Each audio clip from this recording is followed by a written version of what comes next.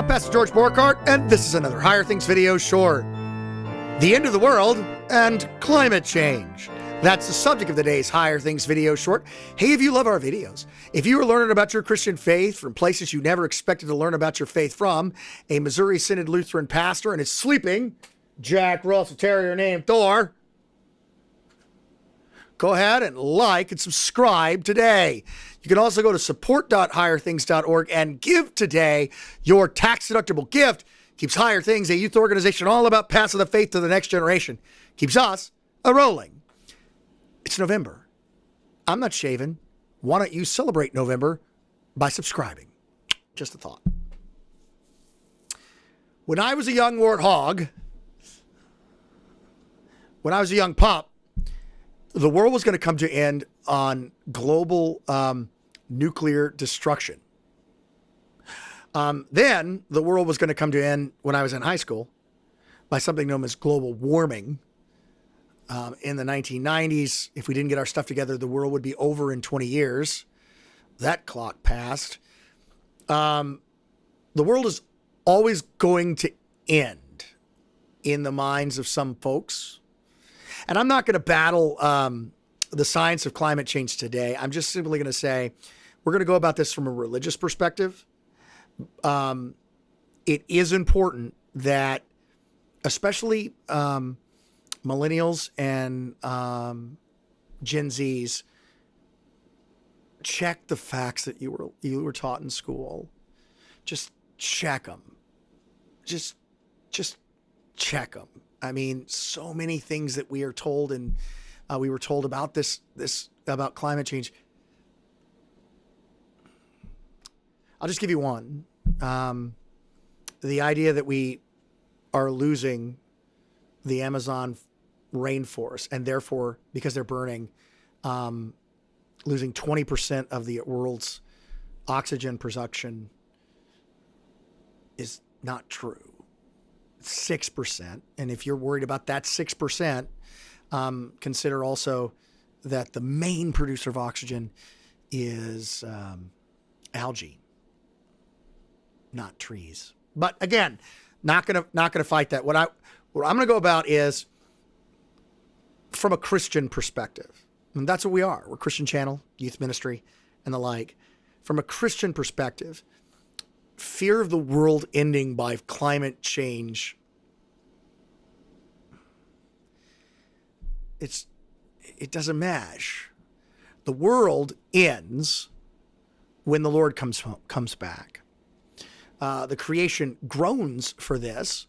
And so there's going to be events that occur, earthquakes and the like. But the idea that somehow we're going to stop that is a religion in and of itself. We need to sort of understand that what we believe in the first article is that the creator, the one who made the heavens and the earth, is the sustainer of the heavens and the earth. And that's not permission for us to treat the environment harshly. It's a confession of faith that it's not Mother Nature we're putting our faith in being resilient. It's God that we're putting our faith in, that he's going to preserve his creation until his son comes again. So much of the climate change stuff is a religion all of itself. So we do something that we think is going to affect the environment so we feel better about ourselves, and that's the good works that we do now. I would just invite you to study, understand that from a Christian perspective, God created the heavens and the earth. God sustains the heavens and the earth. He keeps everything together and he restores everything. And that, again, that doesn't give us permission to treat the environment terribly. We're good stewards of it. We should be good stewards of it. But it does pause us from sort of crazy predictions that the world's going to end in 10 years if we don't do X, Y, Z, P, Q.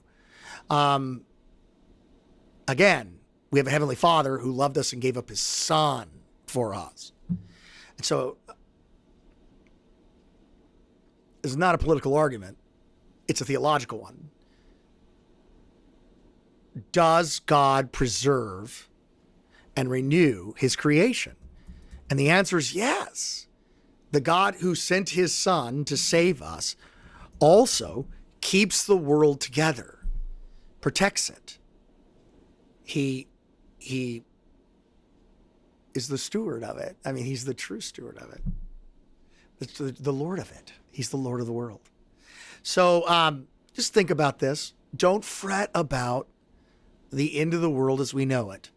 Don't fall into the trap of looking, going, he's over there in 10 years. He's over there. He's over there. It's over there. It's going to end. Instead, do the best you can to treat the environment in a kind and gentle way, understanding it's the Lord that you're serving, not men. And so much of what we think and feel guilty about may not actually be true when it pertains to the environment. We need to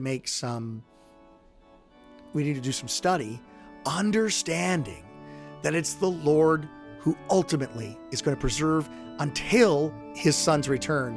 And when his son comes back, look up for your redemption. The one who died on the cross for you, your redemption draws near. I'm Pastor George Borghardt, and this has been another Higher Things video short.